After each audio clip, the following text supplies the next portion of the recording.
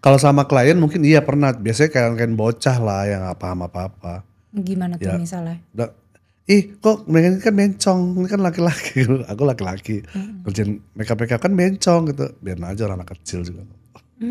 Jadi Gitu. pernah ada yang jadi bukan orang kantor tapi orang luar yang Iya kalau klien didandanin iya. terus Kalau orang kantor mah menganggap kita tuh udah kayak, ya udah emang tim aja tuh, ya mau kayak gimana enggak ada urusan.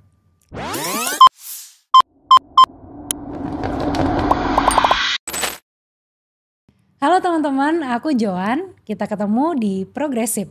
Kamu belum progresif, yang penting progresif. Ini adalah media alternatif dengan perspektif kelas pekerja. Oke teman-teman, kalau di 2 episode pertama kemarin, kita udah ngebahas soal cancel culture dan juga deepfake porn dan dampaknya bagi karir para pekerja. Di episode kali ini, kita ngebahas soal diskriminasi yang dialami oleh pekerja dengan berbagai macam ekspresi gender di industri media. Kali ini kita khususnya bahas soal bagaimana sih laki-laki yang berprofesi sebagai penata rias atau makeup artist. Apakah di dunia kerjanya ini mereka pernah mengalami perundungan atau diskriminasi, misalnya apa dikatain bencong atau dikatain banci atau permasalahan-permasalahan lainnya. Nah, kali ini kita akan ngobrol sama salah satu penata rias yang bekerja di industri media. Kita sapa dia dengan Bude. Udah. Bude ya? Iya. Oke, biar lebih deket ya kita panggil dengan nama panggilan. Iya betul. Bude gimana kabarnya? Alhamdulillah baik. Baik Iya ya. Kak. Sehat seger Bude, mungkin biar lebih semangat kita ngomongnya lebih gedein dikit lagi. Kurang gede ya? Gitu, Sorry. iya. Sorry. Biar yang edit gak susah nanti ya, yang Iya, denger iya. gitu. Jadi ini agak grogi dikit kali ya Bude. Pertama Lumayan kali, loh, bukan biasanya dikit, di lumayan. belakang layar, sekarang di depan layar. Iya itu masalahnya. Iya gak apa-apa, santai aja gitu ngobrol-ngobrol Iya. biasa. Nah Bude, jadi nih di edisi kali ini kita bener-bener pengen bahas pertamanya nih soal profesi Bude yang Bude lakoni sekarang sebagai penata rias. Iya. Gitu, jadi aku pengen denger dulu nih kenapa sih tertarik untuk jadi penata rias gitu. Kenapa aku tertarik jadi penata rias? Ini sebetulnya profesi yang menurut aku accident sih sebenarnya Kak. Nggak disengaja Bukan gitu ya. sesuatu yang aku rancang dari awal gitu. Bukan sesuatu yang dipengenin Dipengenin juga. juga.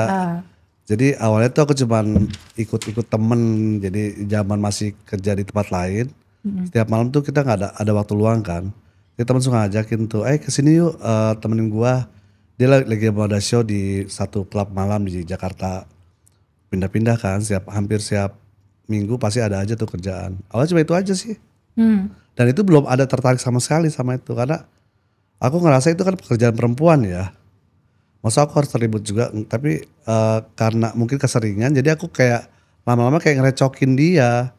Itu temanya kan ini, kenapa gak warnanya ini sih matanya, warna ini sih matanya kayak gitu. Jadi sebenarnya Bude juga udah ada apa ya, secara natural gitu ya, masukan-masukan gitu. Karena aku suka seni mungkin ya.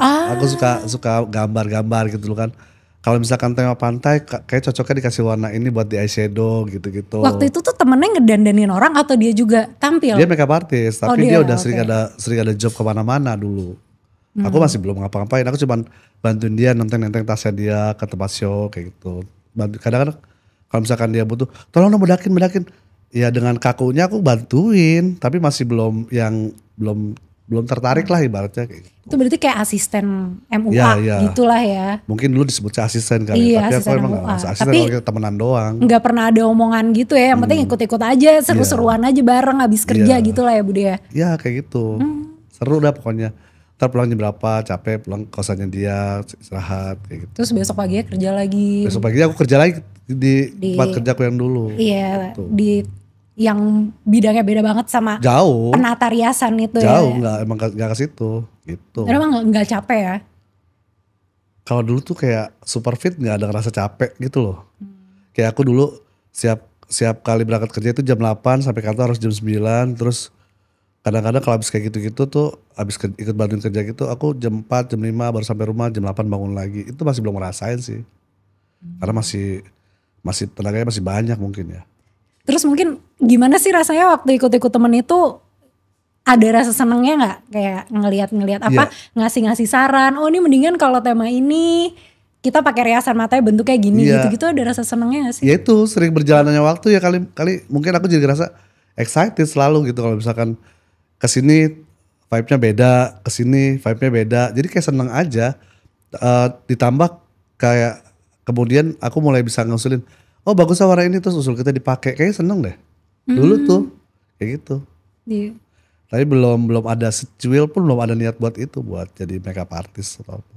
Kalau misalnya di kerjaan gitu ya, kalau misalnya nih usulnya diterima, dapat kesenangan yang sama nggak sama kayak kalau lagi nyaranin make up terus usulannya diterima gitu? Ya sama lah pasti Sama kan, ya iyalah. kesenangan. Jadi nggak ada perbedaan ya, sama-sama seneng. Kayak gitu. Asal ide-ide kita dihargai gitu ya. Ya paling nggak meskipun nggak selalunya dipakai, ketika didengerin kan udah cukup buat kita. Oh berarti gue ada di situ gitu loh. Berarti pertama mulai ngehandle wajah orang di momen-momen itu ya Bude ya? Enggak, malah Oh, justru enggak. nggak di situ. Di mana tuh? Jadi dulu aku sama teman-temanku tuh punya tempat nongkrong. Jadi rumah teman kita kejadian base camp kan. Jadi hampir setiap minggu kita suka nongkrong di situ, ngumpul. Satu hari gabut kan, terus akhirnya kita dandan-dandanan gitu kan.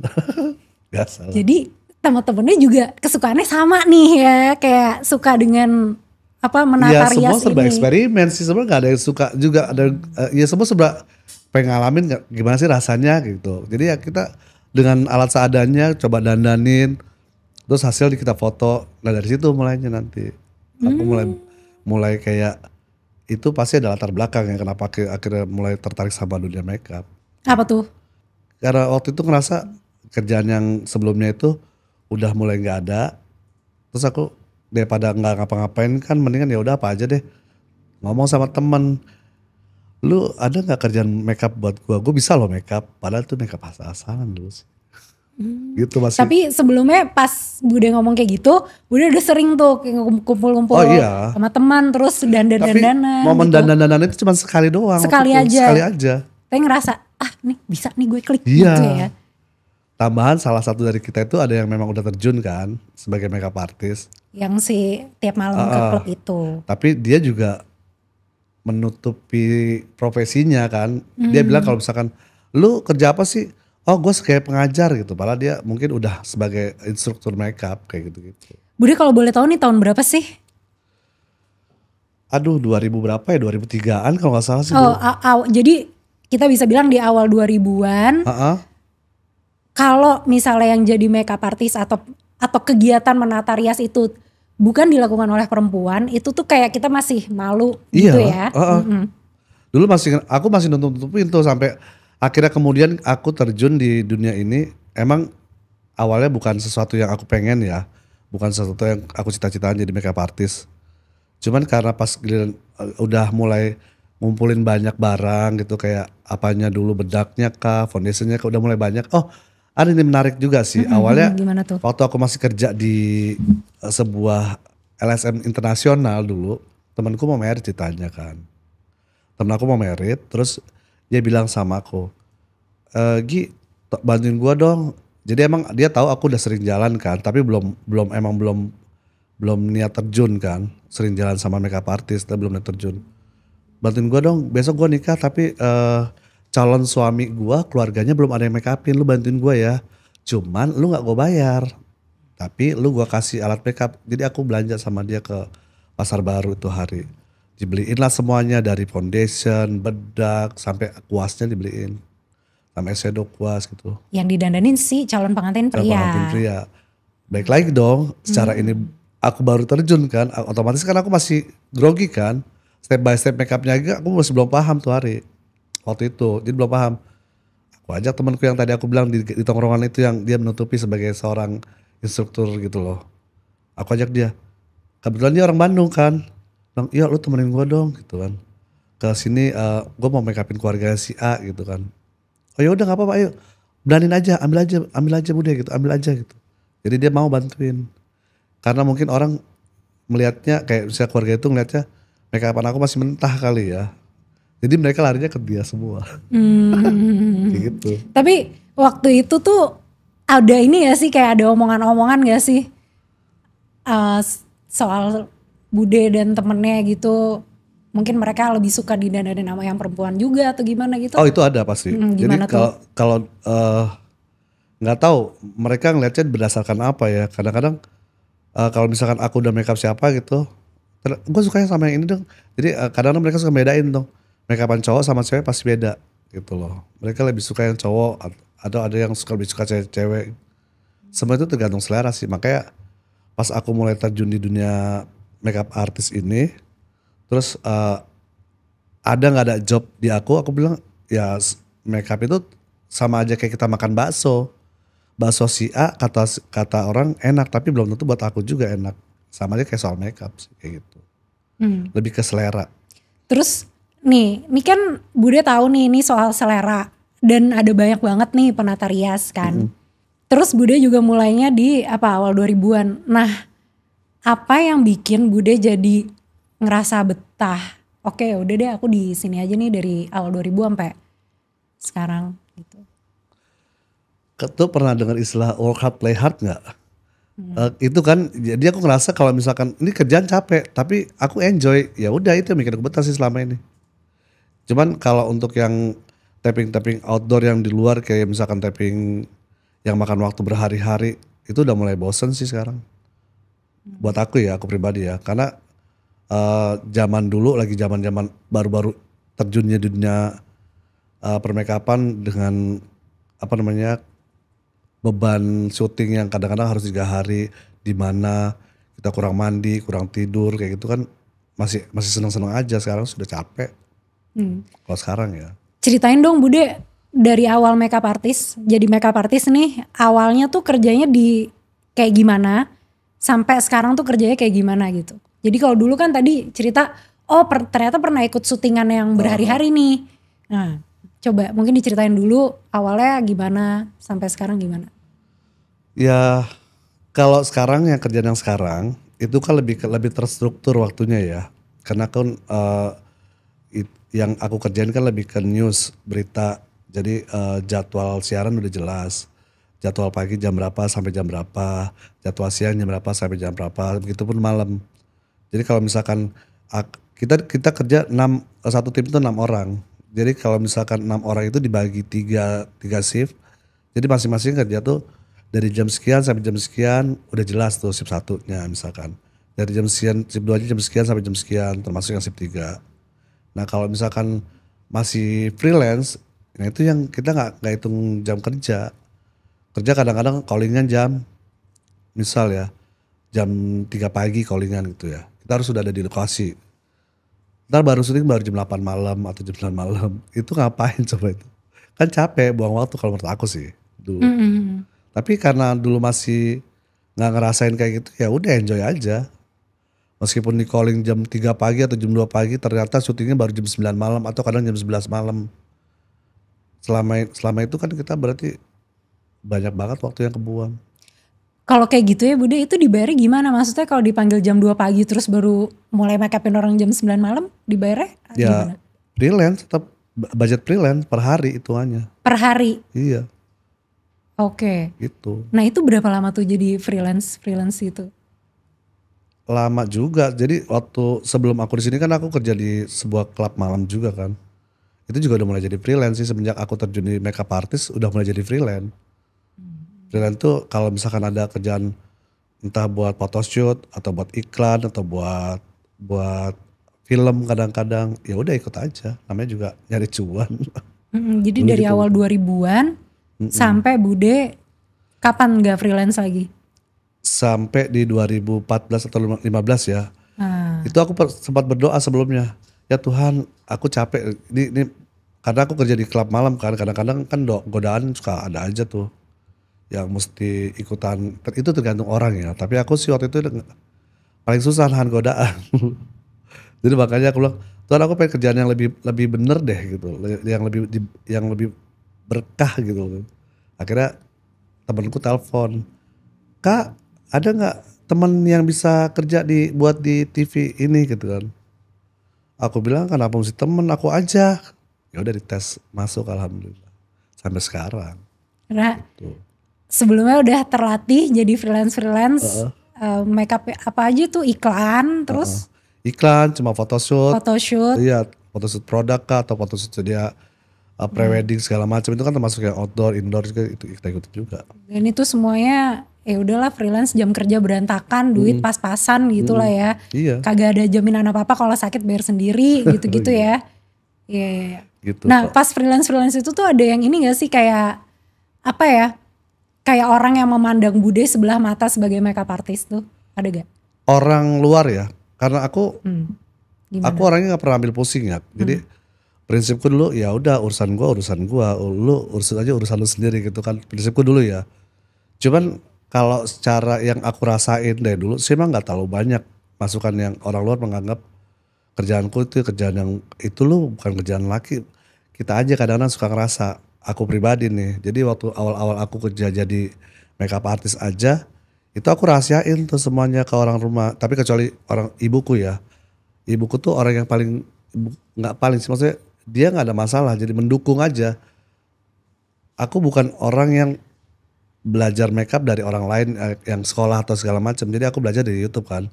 Jadi ketika aku butuh butuh model buat aku misalkan aku lagi terinspirasi ini eyeshadow ini yang aku ini ibuku sih pertama kali. Jadi dia tuh mendukung. Jadi kayak mendukung gitu. Oke. Cuman aku masih merahasiakan kalau aku tukang makeup di sekitaran tempat aku tinggal. Karena kan takutnya mereka mikirnya gimana-gimana kan. Padahal sih bodo amat, takut juga kan. Itu awal-awal. Tapi ada satu yang menurut aku ini kayak semacam, ini apa sih orang maunya gitu kan. Kakakku sendiri sih. Lu ngapain sih kerjaan kayak gitu? Itu kan kerjaan perempuan. Kenapa lu gak balik kerjaan yang dulu aja? Ya aku bilang, kalau aku sih bisa balik kerjaanku yang dulu, misalkan aku bilang gitu. Tapi kalau lu bisa membiayai gua berapa juta gitu sebulan, ya nggak apa-apa, gua akan balik ke situ. Tapi kalau nggak ada, mendingan lu diem aja deh, biar gua ngerjain apa yang gua kerjain sekarang. Kayak gitu. Jadi semenjak itu dia udah nggak pernah komentar apa-apa. Oke. Jadi kalau di lingkungan kerja pas Bude kerja di jadi freelance itu di tempat syuting atau apa-apa semuanya baik-baik aja gitu ya. Baik-baik aja. Mau yang didandanin kayak mau sesama teman kerja tuh semuanya welcome aja gitu ya. Welcome, so far welcome sih. Kerjaan. Nah, kalau yang setelah 2014 nih, kan 2014 udah jadi kerja di media ya. Masuk di media. Terus gimana itu kayak perbedaannya tadi, udah ada jam kerja yang pasti dan apalagi yang enak. Kalau ada, kita mau yang enak dulu, abis ini aku tanya gak enaknya. Iya, hampir semua sih nggak terlalu banyak kendala sih di aku ya. Jadi di 2014 itu mulai kerja, ya awalnya sih memang rada berat ya, karena tahu sendiri kan dari masuk yang dari jam tidur berantakan yang waktu masih kerja di klub malam, masih belum bisa ngatur pola tidur, sampai akhirnya kita mesti bangun jam 2 pagi untuk standby jam 3 dijemput, itu kan berat ya. Sampai ya pokoknya sih secara umum nggak ada masalah sih. Kecuali ya apa ya, di kantor itu kan selalunya ada penilaian gitu kan. Itu aja sih yang setiap bulan kita harus yang fokus untuk bisa bagus penilaiannya, bisa ikut terus kerja di sini. Tapi Bude selalu selalu bisa melewati tahap itu ya, nggak pernah yang sampai apa tertekan atau apa kan kalau ada sama penilaian aku sih hampir itu. nggak ngerasain gitu. apa-apa sih selama ini. Jadi kayak enjoy aja udah enjoy. Termasuk yang tadinya yang awalnya buat bangun pagi aja berat banget kan, buat orang yang nggak biasa bangun pagi gitu kan berat. Sekarang ya udahlah, ini tanggung jawab gue, mau diapain gitu. Kalau toh selesai dari jam kerja kita bisa tidur lagi, nerusin tidur gitu. Udah, jadi kalau kita boleh ngomong nih, bedanya tuh apa sih kerja sebagai penata rias nih, apalagi sekarang ya udah di salah satu televisi swasta gitu, sama kerjaan Bude sebelumnya yang belum jadi penata rias. Ada kayak perbedaan kondisi yang Bude paling rasain gak bedanya? Secara apa nih? Secara Kalau dulu kan secara pemasukan ya aku sih lebih kayak gitu ya. Kalau kerja waktu masih freelance kan kita masih kayak nunggu-nunggu nih ada kerjaan lagi nggak? Kadang-kadang kita mesti calling si A, si B, si C. Ada kerjaan nggak? Kalau ada job bagi-bagi dong kayak gitu-gitu kan. Kalau sekarang kan kita kerja ya agak nyantai karena ya udah tahu pasti setiap bulan pasti gajian gitu kan. Meskipun nanti di tengah jalan selama 1 bulan itu ada tambahan kerjaan side job gitu, lumayan itu buat tambahan kita. Kayak gitu. Lebih bisa ngatur buat itu sih sebetulnya. Kalau kayak lebih ke perasaan gitu ada nggak? Kan Bude nih sebelum kerja jadi penata rias itu sempat kerja jadi di LSM ya, jadi apa aktivis mungkin ya bilangnya, atau kerja di LSM. Terus sebelumnya juga pernah kerja di pabrik.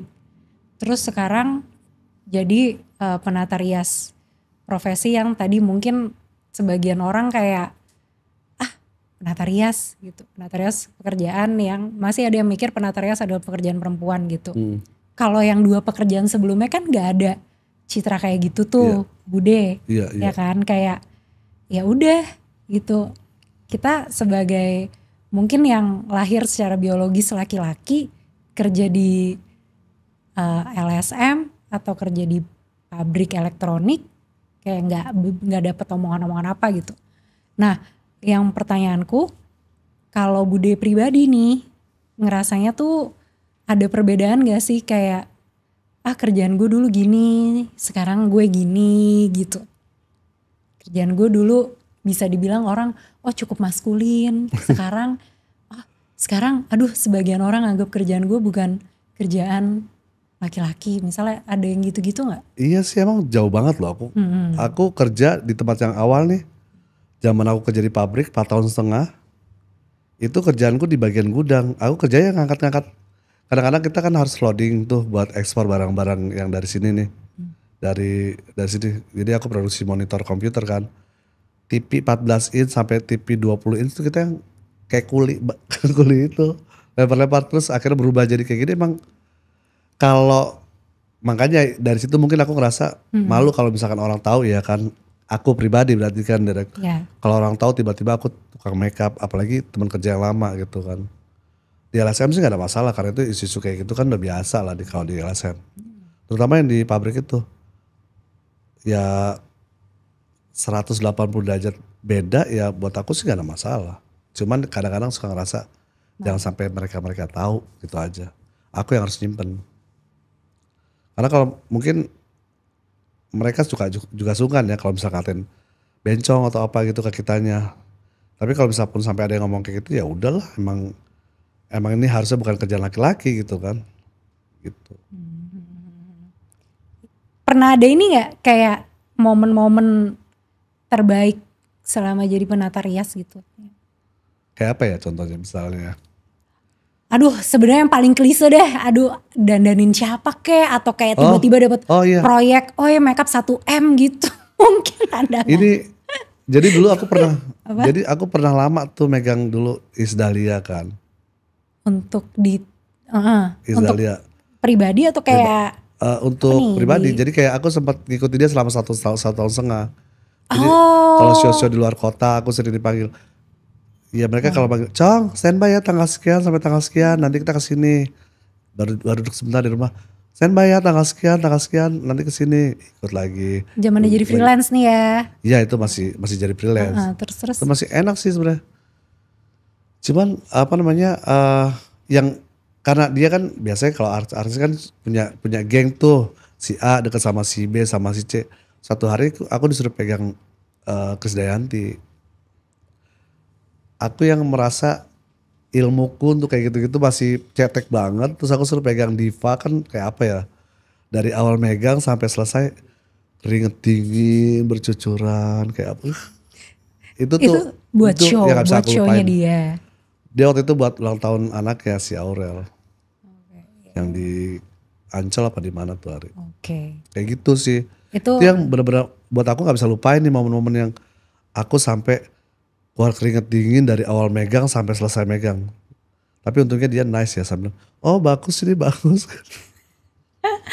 Tapi sekali itu aja megang KD. Itu doang ya, orang gak kepake.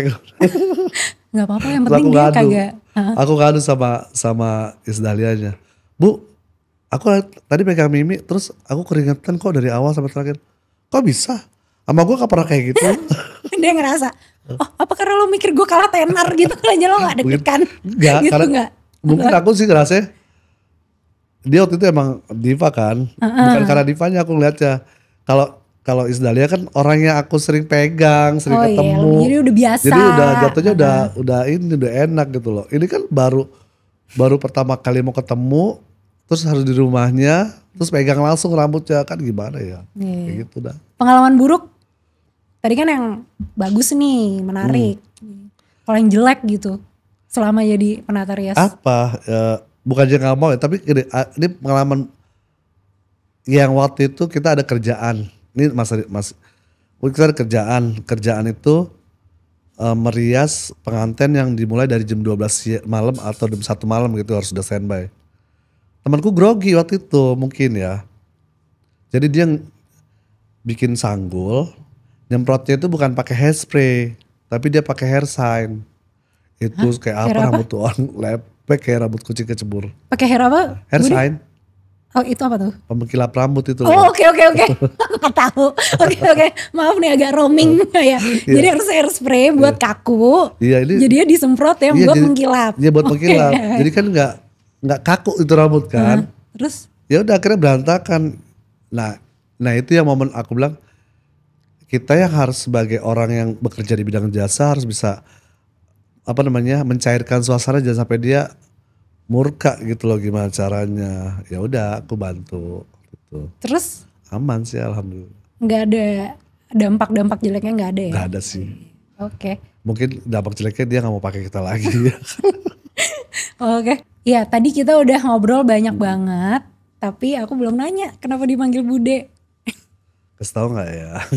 Kasih tahu dong, pengen tahu banget nih soalnya. Enggak, itu sebuah panggilan sayang kali ya. Panggilan sayang. Panggilan sayang aja. Dari Jadi pas waktu aku mulai ditugasin di sebuah TV, itu nggak tahu itu emang TV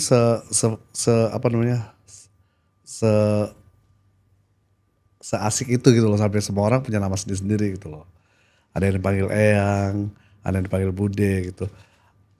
Aku sebetulnya di tempatku yang dulu tuh sempat dipanggil Oma malahan. Aku menghindari kata Oma, akhirnya dapet kata Bude. Dari situ aku mulai dipanggil Bude. Turun satu generasi ya. Lumayan agak mudahan dikit. Emang kayak ibu ya. Iya. Tapi mereka tuh biasanya kalau manggil-manggil gitu tuh ada dasarnya gitu gak sih? Atau kayak ngasal aja Bude atau kayak pernah ngapain? Gak tau latarnya apa ya. Tapi yang jelas itu mungkin kayak semacam nickname aja. Jadi mungkin kalau udah tua kali ya. Udah tua jadi panggil Bude. Cocoknya Bude nih kata gitu. Ya udah dipanggillah Bude, sampai satu gedung itu tahu semua aku Bude. Dari yang tugas security yang di bawah sampai yang di atas manggilnya Bude udah. Udah tenar ya. Udah image Bude. Image. Iya. Bude kalau misal di kantor itu tuh banyakan yang kerja perempuan atau laki-laki kalau buat penata rias sekarang? Perempuan. Jadi waktu zaman aku baru masuk malahan lakinya ada 2, in-house-nya 1. Jadi 3 laki-laki, selebihnya perempuan. Memang sih kurang imbang ya. Nggak tahu kalau di tempat perusahaanku ini, kalau misalkan dia perempuan lebih bisa diterima ketimbang laki-laki mungkin. Gitu. Cuman kalau masalah latar belakangnya apa, kenapa cuman perempuan, aku nggak tahu laki-laki kenapa nggak bisa masuk lagi sekarang gitu yang baru. Itu dari kapan Bude? Baru-baru sih, belum ada setahun ini lah. Pas tahun ini aja, mulai tahun ini penerimaan nggak bisa laki-laki, perempuan banyak kan. Tapi Bude dan yang lain-lain yang udah di dalam situ aman-aman aja. Aman sih, alhamdulillah. Bude, selama kerja di industri media ini nih dan menjadi penata rias, Bude pernah lihat kayak ada kejadian-kejadian gak enak gitu, kayak perundungan atau kayak orang dikatain gitu-gitu sesama penata rias maksudnya. Sama penata rias? Iya, jadi penata rias yang dikata-katain gitu sama temennya atau Enggak sih. sama klien atau sama Kalau sama klien mungkin iya pernah. Biasanya kayak bocah lah yang gak paham apa-apa. gimana tuh Ya. misalnya? Kok mereka ini kan bencong, ini kan laki-laki. Aku laki-laki. Kerjain makeup kan bencong gitu. Biarin aja orang anak kecil juga. Jadi Gitu. pernah ada jadi bukan orang kantor tapi orang luar yang Iya, kalau klien, didandanin. iya. Terus Kalau orang kantor mah menganggap kita tuh udah kayak ya udah emang tim aja tuh. Ya mau kayak gimana enggak ada urusan. Bude sering gak gitu kayak ada orang yang didandanin terus kayak ih laki bencong gitu? Sering nggak? Pernah lah pasti. Cuman seberapa Sekali sering? atau lebih dari sekali? Aku lupa sih persisnya. Tapi ya kalau pernah sih pernah beberapa kali. Cuman berapa kalinya aku nggak ingat. Pasti ada lah itu. Ya udahlah biar aja. Biasanya mereka tuh kalau kayak gitu terus Tapi nggak banyak mau anak kecil loh. dipegang. Anak kecil banyak kan anak kecil. Anak kecil Anak kecil yang kayak gitu-gitu biasanya nggak paham. Kalau yang udah dewasa jarang.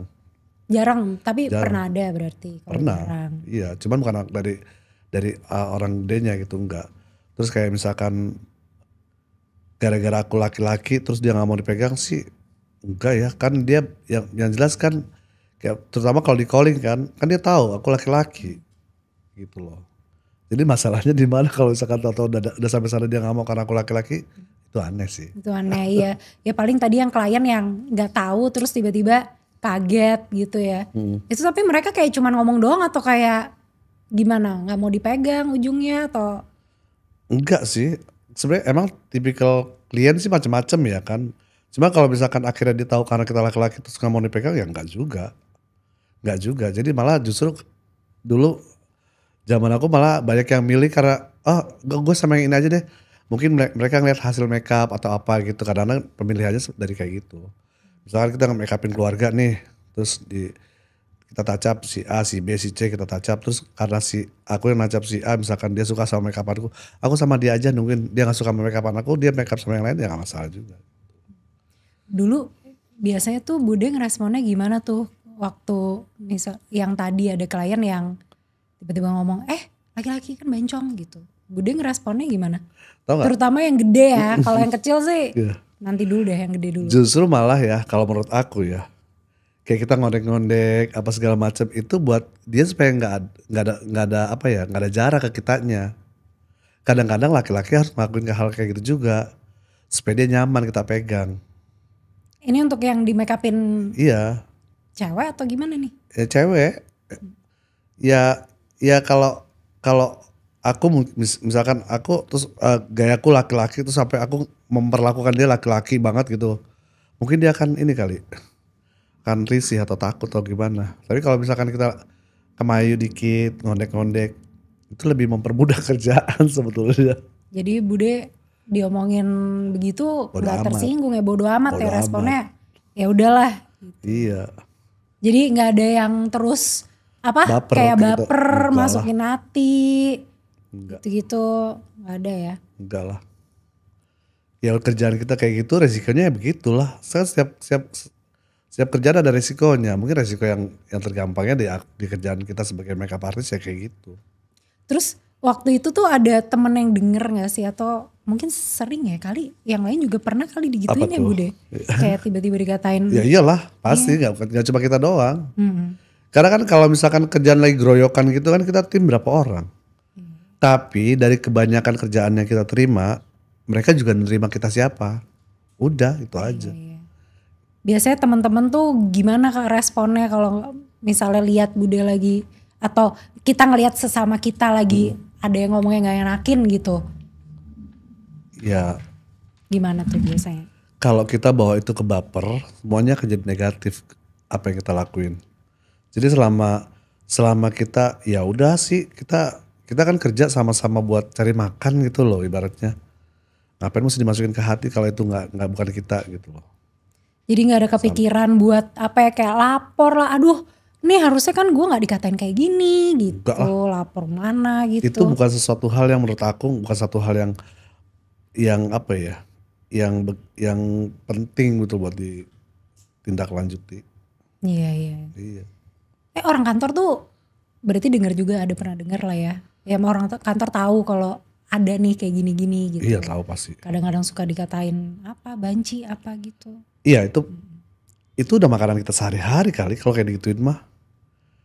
Misal ya, sekalipun orang itu secara orientasi dia normal, tapi dia ngerjain makeup. Orang kan image-nya akan tetap aja dia sebagai banci toh. Kayak gitu. Ya kalau dia baper dia gak akan kerja lagi mungkin. Dia akan cari kerjaan lain yang mungkin gak terlalu merusak batin dia gitu loh. Ya kalau misalkan dia masih mau kerja berarti udah terima konsekuensinya, gak usah baper. Gitu aja sih. Dan rata-rata yang di sana nggak baper gitu kayak ya udah gitu dilewatin aja gitu ya. Iya. Bude, kalau tadi kan kita ngomong di keluarga ya, kan ibunya Bude nih mendukung gitu kan, malah suka jadi model dari make up-nya Bude gitu. Terus tadi sempat ada ketegangan sama kakak. Nah selain itu ada lagi nggak? Di keluarga ini ada siapa aja nih selain mama dan kakak gitu? Kagak ada, jadi gini, kalau aku ngelihatnya, aku nih pribadi ngelihatnya, sebelum aku tahu aku akan ngejalanin profesi sebagai makeup artist, jauh sebelum itu ternyata mamaku, budenya, omnya, adiknya, omku, omnya adik dari mamaku, semua orang makeup semua di kampung. Gitu. Jadi ini sebenarnya turun temurun. Yang aku nggak sadari ternyata Jadi siapa aja tadi? Bude, om bahkan. Iya om sama dia suami istri. Dia megang punya sanggar rias di Solo dulu. Karena udah nggak ada, udah meninggal. Tapi si om emang megang rias juga. Siapa? Omnya. Iya, Kan Bude sama om. buleku. Buleku itu punya suami. Jadi mereka berdua bikin sanggar. Tapi yang megang riasnya si budenya. Si budenya, buleku. Di atasnya dia ada budeku, dia tukang rias juga. Nah sekarang yang di Jakarta aku tukang rias, adekku juga tukang rias. Gitu. Ini kayak kutukan turun temurun kali. Bukan kutukan lah. Enggak lah, kalau kutukan mah ini ya profesi turun temurun aja mungkin. Ya, aku sendiri gak sadar. Udah ada bakatnya kali. Mungkin turunan aja sih.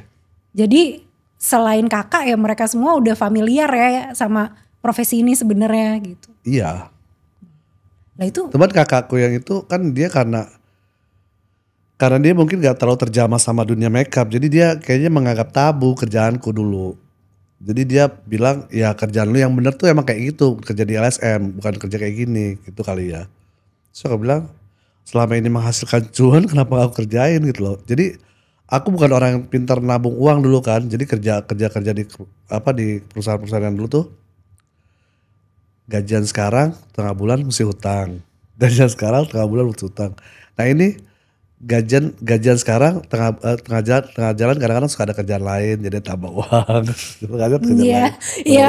Iya biasa kayak kalau kerja.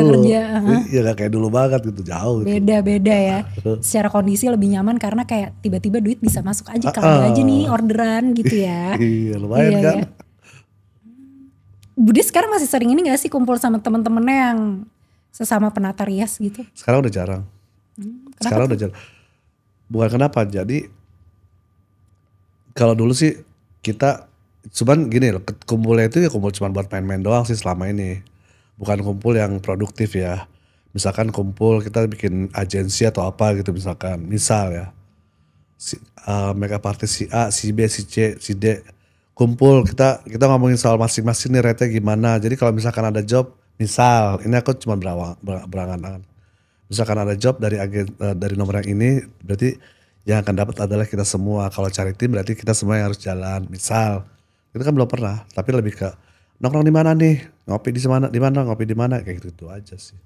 Lebih ke temu kangen yang cuman hahi aja, bukan yang buat bisnis. Tapi Bude pengen nggak mewujudkan apa yang dipengenin tadi? Misalnya oke, kita sesama penata rias berkumpul, kita nentuin rate, kita nentuin gimana harusnya kita kerja gitu-gitu, pengen gak? Pengen lah. Pengen ya? Iya kan kita pengennya cuan datang terus. Iya cuan datang terus layak gitu duitnya gitu. Iya, kita juga sih. Kerjanya nyaman gitu. Terus kita juga gak lost contact sama satu sama lain gitu kan. Ada event kita misalkan sebulan sekali kita ketemu either arisan atau ngobrol-ngobrol biasa, tapi ada satu pengelolaan yang di situ dia akan mengerjakan kita, misalkan untuk pengantenan berapa rate-nya, misalkan si A dengan si B dengan si C mungkin harganya beda gitu, tapi ntar pemasukannya dibagi-bagi. Ya pengen apa ya, kayak ada berorganisir gitu. Iya, pengen. Berorganisir enggak itu sih bahasanya. Berorganisasi. Ya, agak susah ini nyari kata-kata. Iya, tapi Kayak udah bentuk sebuah agensi gitu loh. iya. Tapi pengen itu gak, udah pengen melangkah ke arah situ gak? Mau sih. Iya, pengen banget sih sebetulnya, cuman ngumpulin siapa-siapanya masih aku pikirin lagi, perlu aku pikirin lagi. Karena emang kalau misalkan makeup tuh kalau sekarang yang aku lihat ya, yang punya nama banyak, yang harganya mahal juga banyak gitu kan. Tapi kan buat yang biasa-biasa kayak kita ini kan syukur-syukur dapat job aja udah syukur gitu loh. Kalau nggak dapat kan kita harus saling bantu aja sih sebetulnya, lebih kayak gitu. Terus sama tadi kayak yang Bude bilang, di situ bisa ada transfer ilmu ya. Selama ini Bude belajar makeup dari YouTube aja gitu. Dari YouTube sama dari pelatihan-pelatihan sih dikasih kantor sih loh. Oh, jadi di kantor ada Ada. rutin. Ada kayak capacity building kan buat yang konsennya mau ke pengantin misalkan. Jadi ntar dikasih pelatihan dengan siapa makeup artist yang udah punya nama gitu. Itu wajib atau kayak kita bisa pilih Iya aku gitu? wajib. Wajib ya? Bagus juga sih Iya wajib. sebenarnya. Oke. Termasuk hairdo bikin jilbab gitu ada pelatihannya. Wajib lah. Jadi pelatihannya ada rambut dan make up. Makeup, rambut, hijab. Hijab, oke. Nah, sebenarnya Bude apa sih yang dibutuhin sama Bude dan teman-teman seprofesi nih sebagai penata rias? Yang dibutuhin itu apa? Kalau mungkin Bude tadi keinginannya adalah tadi berorganisasi, mungkin itu jadi salah satu yang dibutuhin. Tapi ada hal lain nggak yang Bude rasa butuh biar kerjanya tuh lebih nyaman? Apa ya? Kayak capacity building tadi yang tadi pelatihan-pelatihan itu emang butuh ya. Jadi ketemu itu juga bisa buat kayak sharing, misalkan si A punya skill apa, terus dia bisa share ke kita apa gimana. Jadi kayak misalkan setiap minggu atau setiap bulan lah misalkan kita sama-sama bikin ini nih, bikin makeup apa. Terus yang lain pada nilai tuh. Oh kalau menurut gua lu mesti nyampur foundation ini dengan ini deh bagusnya kayak gitu-gitu. Kan itu kan buat sharing aja. Buat sharing ke sesama kita aja. Tapi ya itu kita harus punya organisasi yang jelas dulu nih biar bisa begitu. Kalau misalkan masih personal gitu agak susah sih. Ada gak sih? Udah ada belum sih sebenarnya? Belum. Gak tahu ya di aku sih, aku belum masa ikut kemana-mana. Karena kan aku masih terikat di satu perusahaan. Ya selama ini Bude kan mungkin main ketemu orang gitu, belum pernah ketemu yang. Dari dulu cuman wacana itu, pengen ada gitu-gituan cuma wacana, tapi nggak sampai ke yang kita sama-sama bikin makeup nih, si A bisa sharing tentang cara buat bibir yang seksi kayak gimana misalkan, atau si B punya skill dia tentang gue bisa nyampur foundation A sama foundation B jadinya kayak gimana gitu, belum. Atau mereka punya produk-produk andalan itu yang bisa di-share. Sebenarnya kayak gitu-gitu ya buat kita sama-sama teman artis kan biar bisa dapat hasil yang bagus lah sama-sama gitu. Oke, Bude pengen gak sih punya dunia kerja yang rasanya tuh lebih nyaman. Jadi gak ada lagi yang nganggep bahwa ini profesi untuk kalangan tertentu aja atau orang tertentu aja gitu-gitu. Pengen gak? Jadi semuanya tuh dilihat ya berhak aja siapapun yang mau jadi. Iya benar. Kayak aku sih ngerasain sebetulnya dari awal aku terjun di dunia makeup ini, aku udah nyaman. Jadi kenapa aku bisa bertahan lama di dunia makeup ini? Cuman kalau misalkan masalah gimana caranya kita bisa lebih nyaman lagi di dunia kayak gini ya, kita harus bisa membawa diri kita kalau menurut aku ya. Atau kalau misalkan ada omongan-omongan yang nyinyir tentang seorang laki-laki bekerja sebagai tukang makeup, pandangannya jadi negatif, ya udah itu biar aja mereka yang berpikiran seperti itu.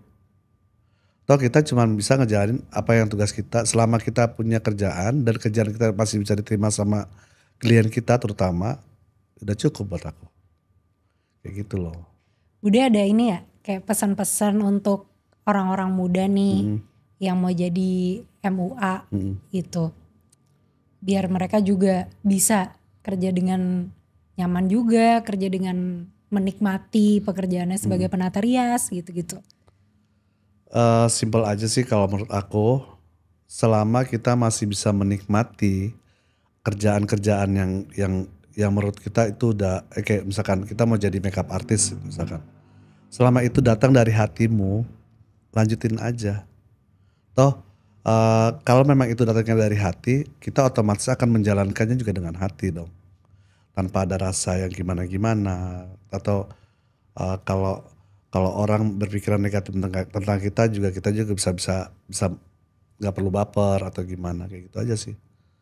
Semua harus dimulai dari hati. Bude besok-besok ke depannya ini mau terus jadi penata rias atau udah kepikiran kayak pengen nyoba ranah lain atau apa gitu?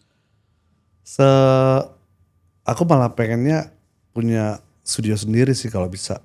Studio makeup gitu kayak either itu cuman buat aku misalkan jualan baju tapi aku ada itu sebenarnya balik lagi ke mimpiku ya sih yang dari dulu. Jadi kita punya gerai baju tapi di pojokan tuh ada kayak ada pojok buat makeupnya. Jadi biar dijadiin satu gitu. Karena aku pernah punya salon juga kan dulu. Kalau bisa punya salon barbershop itu malah lebih asik kali ya. Gitu. Dulu punya salon, gimana tuh ceritanya Bude? Aku tambahin, kok malah belum disebut. Iya, dulu kan namanya orang lagi berusaha aku pikirnya kan.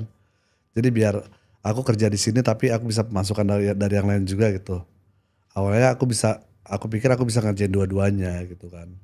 Jadi pulang kerja pagi, misalkan aku pulang kerja sampai rumah jam 12 atau jam 1 siang. Di pas pulang tuh ada salon yang bisa kalau misalkan ada mau potong rambut apa segala macam aku bisa kerjain. Bisa sih, cuman lama-lama waktuku habis buat kayak nyari duit yang nggak kumpul-kumpul gitu loh. Tapi ya udah sekarang di-cut aja. Tahun berapa Bude? Berapa ya? Udah lama juga sih tahun 2000 tahun 2016 2017-an mungkin. Oh berarti udah kerja di media? Udah. Cuman kan capek.